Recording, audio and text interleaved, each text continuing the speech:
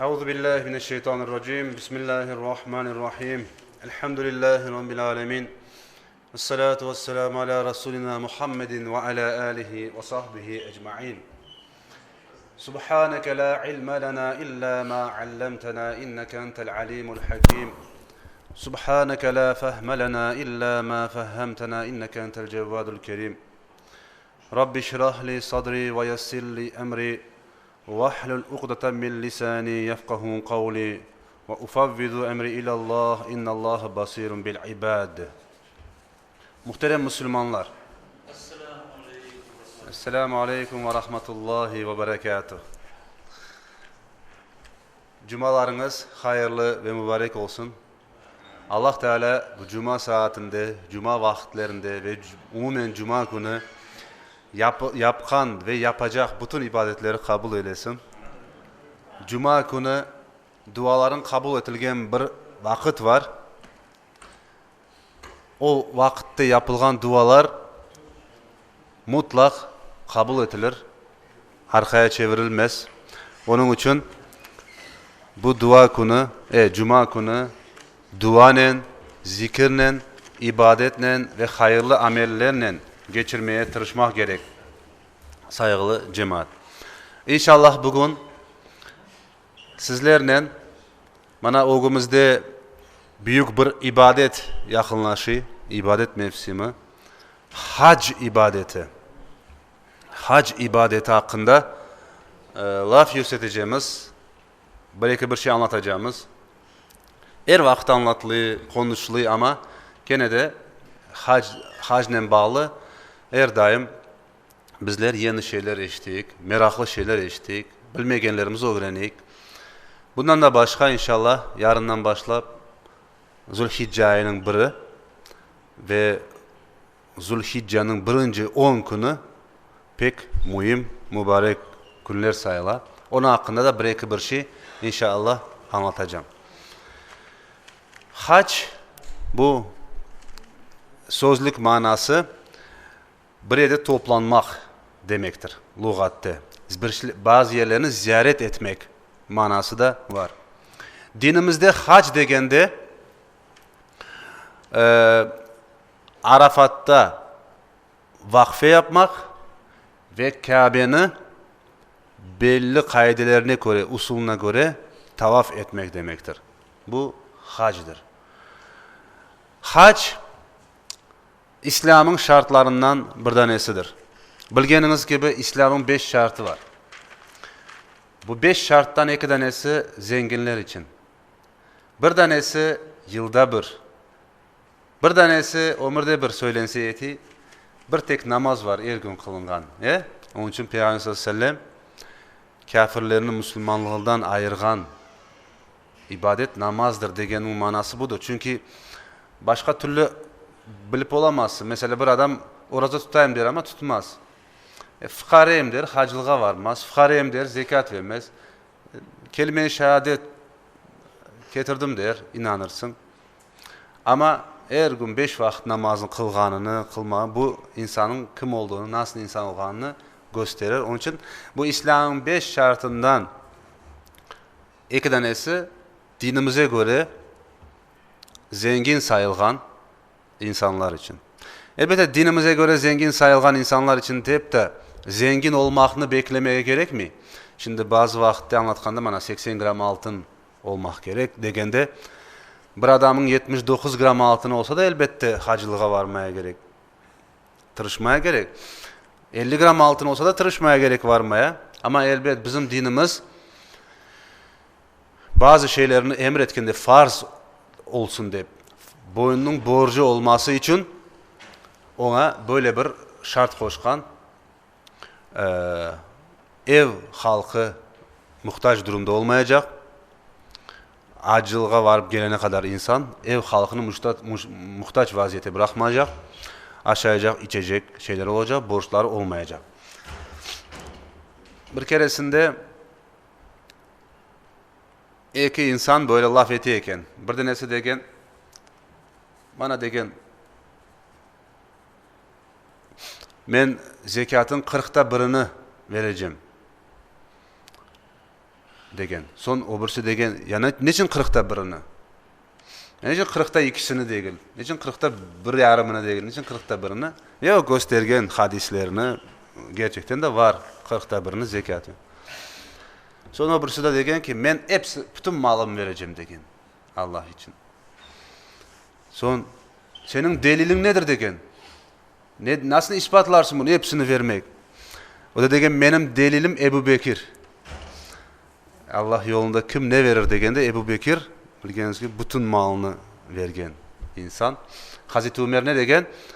Onunla ne kadar yarışkan olsam, musabaka etken olsam onu geçeyim deyip hiçbir vakti onu geçip olamadım diye. Peygamberimiz sallallahu aleyhi ve sellem de bütün ümmetin imanını terezenin bir kefesine koysan, Ebu Bekir'inkini başka ikinci kefesine koysan, Ebu Bekir'in imanı ağır basar, ağır gelir. Çünkü o, herkes şüphelengen vakit, herkes çok insanlar iman etmegen vakit, Peygamberimiz sallallahu aleyhi ve sellem için Muhammed aytkan olsa o doğru aytkandır deyip iman etken ve en evvel inangan insanlardan birisi olgan. Hürmetli cemaat, Allah Teala Kur'an-ı Kerim'de böyle buyuruyor. Bismillahirrahmanirrahim. Ve atimmul hacce vel umrete lillah. Allah rızası için hacı ve umreni tamamlanız degen. Allah rızası için. Yani insan acılığa gitkende en birinci onun vazifesi Allah rızası. Başka hiçbir şey olmamak gerek. Ne ticaret, ne gösteriş, ne bilmem başka niyetler, münafıklık niyetleri olmamak gerek. Onun niyeti lillah, Allah rızası için. Yoksa eğer niyeti Allah rızası için olmasa o kadar masrafları, o kadar kıynalganları. Çünkü hac kolay bir ibadet değil. Varganlar bilir. Eller, ayaklar bolduruyor. Bayağı ağır bir vaziyet. Hem fizik olarak ağır bir vaziyet, fiziki taraftan, hem de manevi taraftan yaptıklarını doğru yapmak bu her daim bu insanın aklında. Niyeti doğru tutmak bu pek mühim bir şey. Onun için Allah razı olsun. Onun için her daim hac yapkanda, hacılığa gitkende Allah rızası için olmak gerek niyetimiz.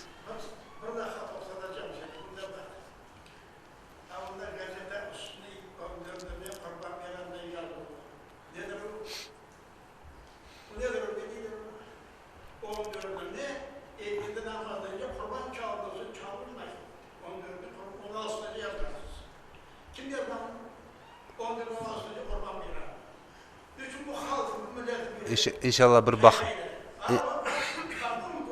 Yo bakma. İnşallah bakarıq bir. Hata namazdan sonra bir bakarıq.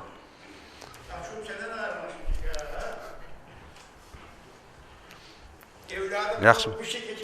Yaxşı. Vaazımızı devam etdik de son bakarıq. Yaxşı mı? İnşallah. Vaazımızı devam etdik. Son onun için Kur'an-ı Kerim'de Allah Teala ve atimmul hacce vel umrete lillah. Haccı ve umreni Allah rızası için tamamlanız diye. Yani bir insanın hem hacda aslında bütün ibadetlerde en birinci niyeti Allah rızası olmak gerek. Yoksa bütün yapkan işleri, amelleri hepsi boşa gitken olur. Hürmetli cemaat, Peygamberimiz sallallahu aleyhi ve sellem hadis-i şeriflerinde diyor ki, ey insanlar, Allah hac ibadetini sizin üstünüze farz kıldı. Onun için hac ibadetinde acele etiniz diye. Yani hac yapmak için beklemeniz, kart olmayı, belli bir yaşa gelmeyi beklemeniz diye. Yaş, orta yaş, ne vakit alın, çaren oldu mu? O insan tırışmaya gerek, tez acılık yapmaya. Çünkü yarın yaşayacağımız belli değil. Bir yıl sonra yaşayacağımız belli değil. Ay bir yıl olmasa yıl ne olur? Adamın çaresi var ama bazılarında da böyle düşünce var.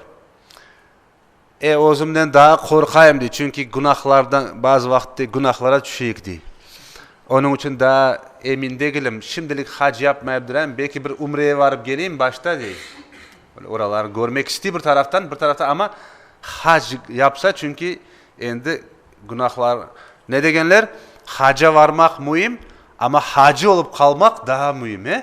Haca varır herkes ama o hacı olup kalmak, ömrünün sonuna kadar hacı olup yaşamak, o sıfatını korumak, korçalamak daha kıyın. Onun için insan azıcık çekine de haca varıp gelsem belki bazı vakti gene eksikler, hatalar, günahlar olur. Onun için bir umreye varıp geleyik, oraları bir koruyik de değil. Ne yapayak değil. Elbette yaxşı bir şey umrede ama saygılı cemaat bir insanın hac yapmak imkanı olsa hem sağlık taraftan hem para taraftan hac yapma imkanı oldu mu o adam bir şeye bakmayıp eğer evet başka şartları da yerinde olsa o insan bir şeye bakmayıp haca varmak gerek. Peygamberimiz sallallahu aleyhi ve sellem bir hadis-i şerifinde de böyle buyuruyor. Buniyel İslamu ala hams. İslam 5 temelin üzerinde kuruldu. 5 tane temeli var İslam dininin. Birincisi kelime-i şehadet. Yani badanesi olmasa tekmil manada Müslüman olmaz. Bir tanesini yapmasa insan çaresi olup da günahkar olur. Ki birincisi kelime-i şehadet. Bilesiz, men şahatlık etem ki eşhedü. Şahatlık etem. Bak men inanam ki değil, şahatlık etem. Nedir? Ne farkı var? La ilahe illallah'tan eşhedünün ne farkı var? Men şahatlık etem. Şahatlık nedir? Bir şeyini görmek. Şüphesiz. Yani gördüm onu. Buna şahat olmak. İşte eşhedü en la men şahatlık eteyim ki Allah'tan başka ilah yok degende de şahatlık eteyim. Yani buna kesin inanayım. Yani etrafıma bakıp Allah'ın varlığını ve birliğine o kadar inandım ki buna şahatım. Yani hiç şüphe yok içimde. Yani böyle kalbinden inanacak, dilinden söyleyecek, kalbinden inanacak her bir Müslüman. Onun için birincisi kelime-i şehadet. Ve gene şahatlık ettiği ki Muhammed Peygamber sallallahu aleyhi ve sellem hiç şüphesiz Allah Teala'nın kulu ve peygamberidir. Buna da inanacak kalbinin. İkincisi 5 vakit namaz. Eğer bir Müslüman kişi, o zaman Müslüman saygan insan, o bu dünyada kurtulmak isteyen insan, Allah'ın razılığını kazanmak isteyen insan, istese her gün bir cami kursun, milyonlardan cami kursun. Ama 5 vakit namaz olmasa alıp pek kıyın.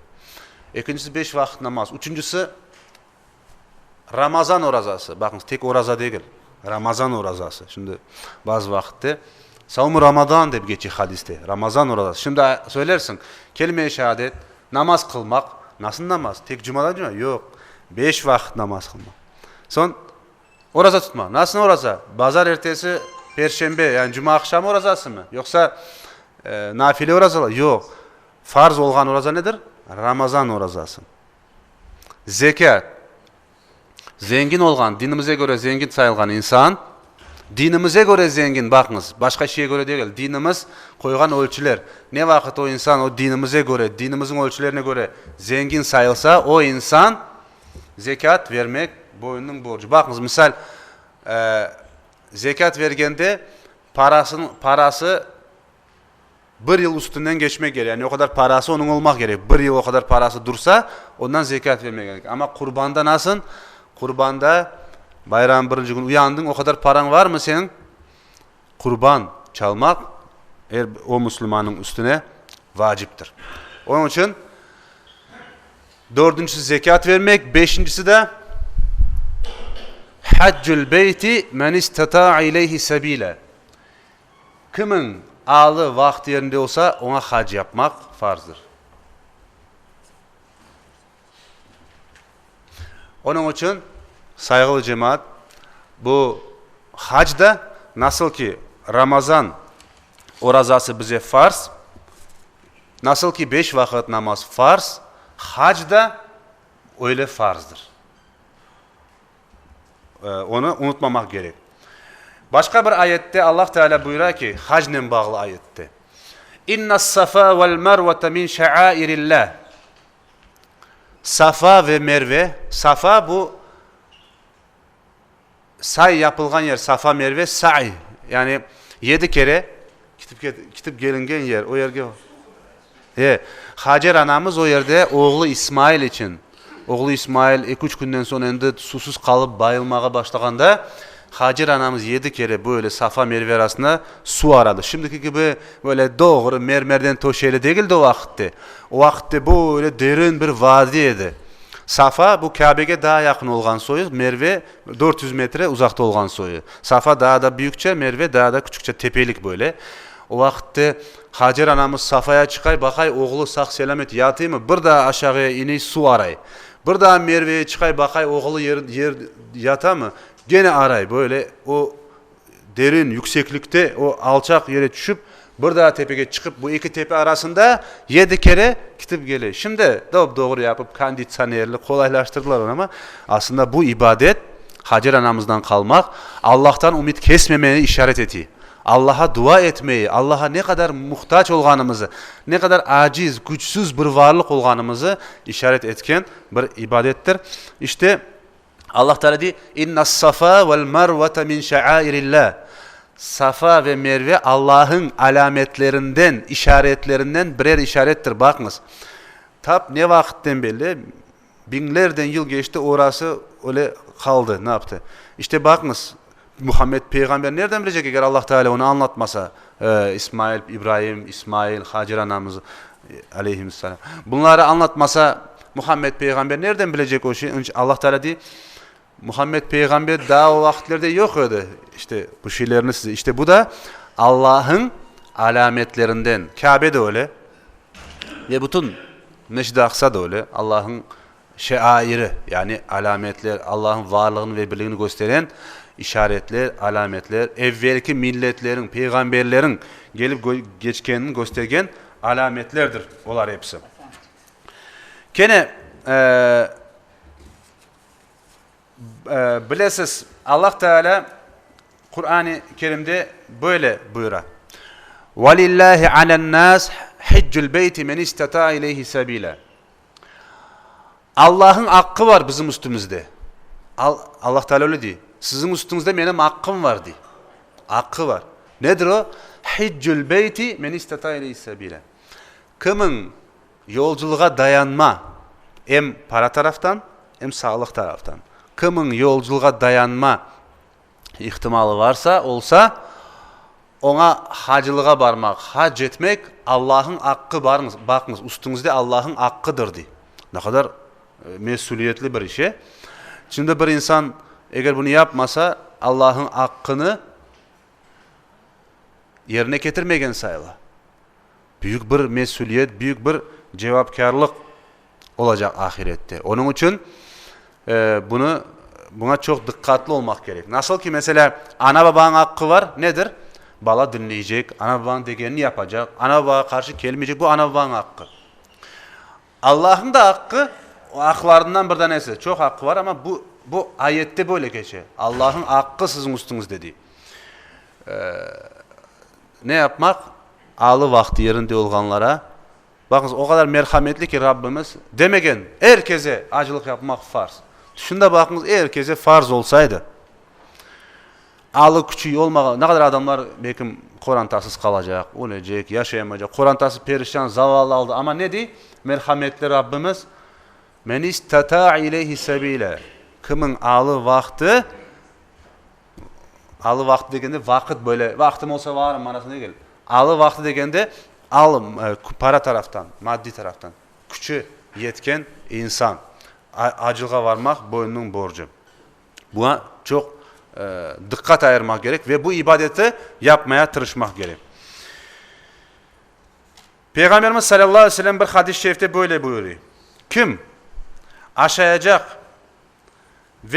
aşağıyacak şey olsa ve orta derecede bir mineceği olsa diye o hac yapsın, acılık yapsın.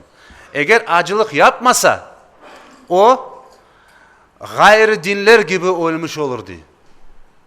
Gayrı ehli kitaplar işte onlar nasıl oli, onlar da onlar gibi ölgen olur diye. Ölgen sayılır diye. Kimin acılık yapmaya gücü yetse ve acılık yapmasa.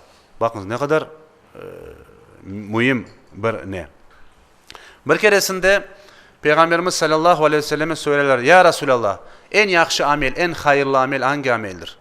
Peygamberimiz sallallahu aleyhi ve sellem diyor ki Allah ve Resulüne iman etmek. Allah ve Resulüne iman etmek. İmanın 2 şartını söyledi. Ya o bir 4 şartı ne oldu? Çünkü kalan 4 şartı bunların içinde. Allah'a ve Resulüne iman etse insan hepsine inangan ola. Bazı vakti Allah'a ve ahirete iman etmek. Onun içinde de hepsi var. Allah'a ve Resulüne iman etmek dedi. Sonra hangisi? Allah yolunda küreşmek. Allah'ın dinini yaymaya, anlatmaya tırışmak. Son hangisi degende makbul olgan hac, kabul etilgen hac. Böyle sonra hangisi degende hac demegen. Mesela öyle deyip de cevap verirdi. Sonra en yakşı amel hac. Yok. Kabul etilgen hac. Hac var, burada kabul etilgen hac var. Bakın.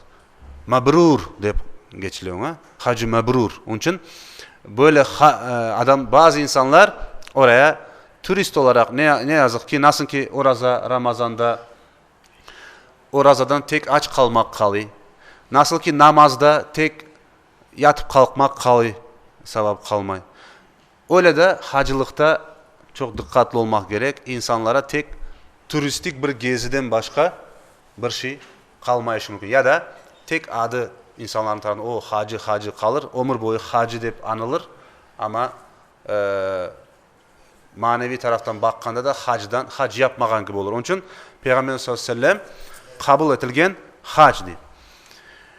Hac bütün günahlarının bağışlanmasına sebepçidir. Peygamberimiz sallallahu aleyhi ve sellem diyor ki yaman söz söylemeyip büyük günah işlemeyip kim hac etse, hacılığa varsa, hacılık yapsa anasından doğan gibi günahsız olup evine kaytır diyor. Çıktığından başlayıp kaytıp gelince yaman söz söylemeyecek, günahlara girmeyecek. O insan kim böyle bir hacılık yapsa kaytıp gelgende de anasından doğan gibi nasıl tertemiz, günahsız, melek gibi öyle olur. Onun için hacın böyle bir sıfatı var. Yani her bir ibadetin hususiyeti var ama hacın da böyle bir hususiyeti var. Umre de bu küçük hac sayılır. Umreden umreye yapılgan günahlar bağışlanıyor. Bu Zulhicce'nin onundan başka vakitlerde yapılgan Kabe ziyaretleri, Mekke ziyaretleri, onlar hacılık sayılmay, umre sayılıyor. İşte o umreden umreye de yapılgan günahlar bağışlanıyor. Peygamberimiz sallallahu aleyhi ve selleme apaylar geldi ve soradı. Ya Resulallah dedi. Erkekler hayırlı amel işliler, işte çıkaylar yolculuğa, Allah yolunda küreşmeye çıkaylar. Allah'ın dinini yaymak için küreşeler, ne yaparlar?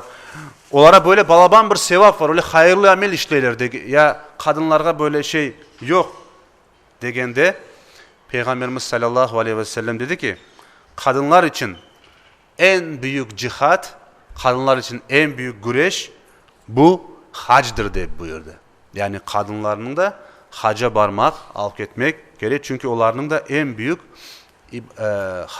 cihadı sayılı Peygamber sallallahu aleyhi ve sellem'in hadisine göre. Gene Peygamberimiz sallallahu aleyhi ve sellem diyor ki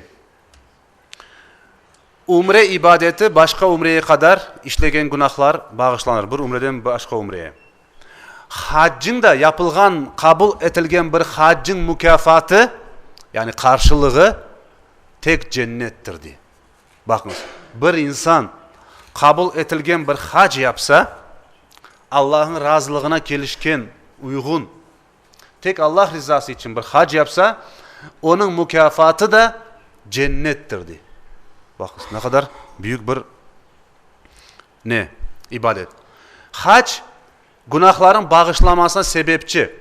Çünkü Peygamberimiz sallallahu aleyhi ve sellem diyor ki hadis-i şerifte Arafat günü bağışlangan insan kadar başka hiçbir vakit bağışlanmay dedi.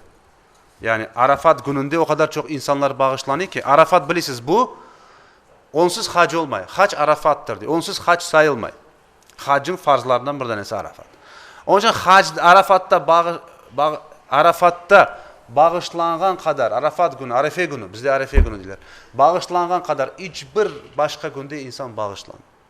Ve Peygamberimiz sallallahu aleyhi ve sellem diyor ki en büyük günahlardan bir tanesi Arefe günü eğer bir insan düşünse, Allah beni bağışlar mı eken deyip düşünseydi, bu en büyük günahlardan bir tanesidir. Bakın, demek ki Arefe günü insan şüphelenmeyecek bile, Allah bağışlar mı eken deyip.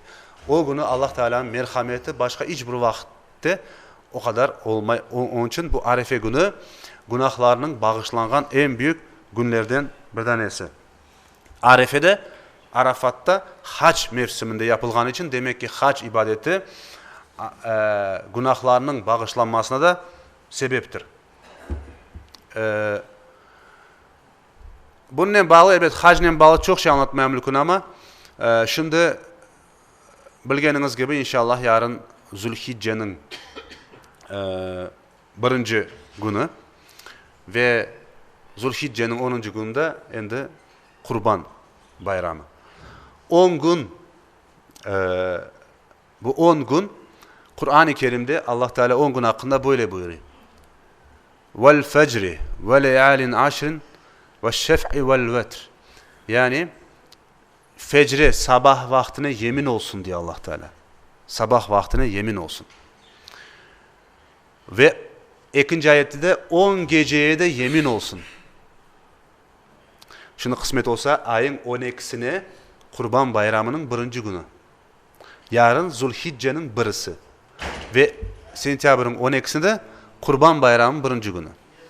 İnşallah bu yarından başlayıp bu Kurban Bayramı'nın birinci güne kadar olan 9 gün ve Kurban Bayramı'nın birinci gün bu Leyalin Aşr degen 10 tane gece. Elbette bu 10 tane gece hakkında bazı alimler aytkan iki fikir var. Bazıları degen Ramazan'ın sonki 10 günü bu ayette anlatıla degen. Bazıları da degen ki yok. Kurban Bayramı'nın Zülhicce ayının ilk 10 günü. Kurban Bayramı'na kadar olan 10 gün anlatıla degen. Elbette iki fikirde de hikmet, fayda, mana var. Çünkü kurbanın 10 günü, niçin 10 günü degenler? Çünkü o günde Arefe günü var. O kadar kıymetli bir gün ve Kurban Bayramı var. Ramazan sonki 10 gününde de ne var? Kadir Gecesi ve Ramazan Bayramı. İşte bazı alimler de o günü. Ama elbette iki fikirde de iki fikrin manası da var. İkisi de kıymetli fikirler. Ve Peygamberimiz sallallahu aleyhi ve sellem bu Zülhicce ayının ilki 10 günü, yani yarından başlayan günler için böyle buyurgan. Allah'a ibadet edilecek günler içinde, yani her gün Allah'a ibadet etilgen gün.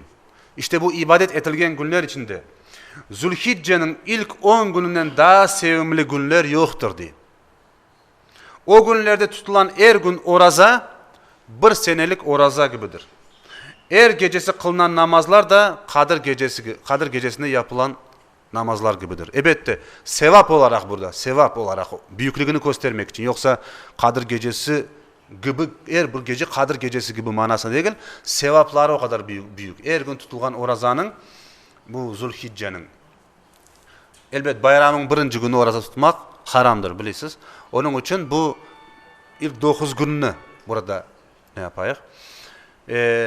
Onun için bu hadiske göre kim istese bu geceden işte temizlikte turup niyetlenip Zülhicce orazasına niyetlenip bu bayrama kadar gündüzlerini orazanen geçirmeye mümkün. Gündüzlerinde elbette ki ibadet, daha çok ibadet, namazlarla, zikirlerle, Kur'an okumakla geçirmeye mümkün. Peygamberimiz sallallahu aleyhi ve sellem bir başka hadis-i şerifinde böyle buyurdu. Zülhicce ayının 9 gününü, aşır gününü her aydan 3 gün ve ayın birinci pazartesi ve perşembe gününü orazanen geçirirdi. Demek ki bu hadisten biz anlayaq ki Zülhicce'de Peygamberimiz sallallahu aleyhi ve sellem oraza tutardı. Daha çok hadis-i şerif var ama vaktimiz endi geçkeni için sayılı cemaat bu yerde vaazımızı toxtatacağımız. Allah Teala cümlemize Zulhicce ayının bu ilk 10 gününü hayırlı ve mübarek eylesin. Yapacak bütün ibadetlerimizi kabul etsin. Bakınız, hacca varganlar hac yapar. Bunda olganlar da hacıların dualarını, ibadetlerini iştirak edip bu yerden koşulurlar. Arefata çıkkanda onlar Arefe gününe kıymet gösterirler. Onlar kurban keskende biz de burada kurban Onlar Mina'da olganda Mina gün o dua bizler de bu yerden o dualara iştirak edip öyle geçirmek gerek. Allah Teala yapacak ibadetleri kabul eylesin. Elhamdülillahi Rabbil Alemin. El Fatiha.